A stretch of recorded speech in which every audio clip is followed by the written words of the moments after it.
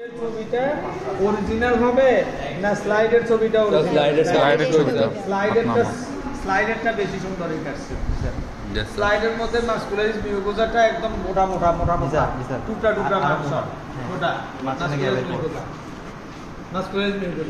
Lining এপিথেলিয়ামটা ওই এক কালারের দেখা যায়, এরকম মোটা দেখা যায় না।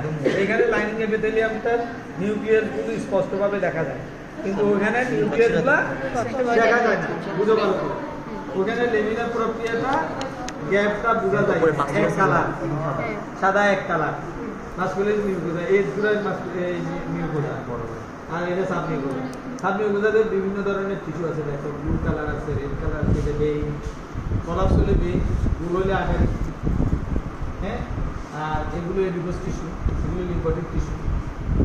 বুঝলে সাবমিউকোজার প্লেক্সাস থাকে এখানে, আর এখানে থাকবে মাইলোপেরিক প্লেক্সাস। কি প্লেক্সাস? মাইলোপেরিক প্লেক্সাস। মাইলোপেরিক প্লেক্সাস সাবমিউকোজার ভিতরে, সাবমিউকোজার প্লেক্সাস। যে ট্র্যাক্টকে বলা হয় সেকেন্ড ব্রেইন। কেন বলা হয়? কারণ হচ্ছে এত বেশি নার্ভাস টিস্যু আছে। ব্রেইন যেমন নার্ভাস টিস্যু, এর ভিতরেও নার্ভাস টিস্যু অনেক বেশি আছে, সেকেন্ড ব্রেইন বলা হয়।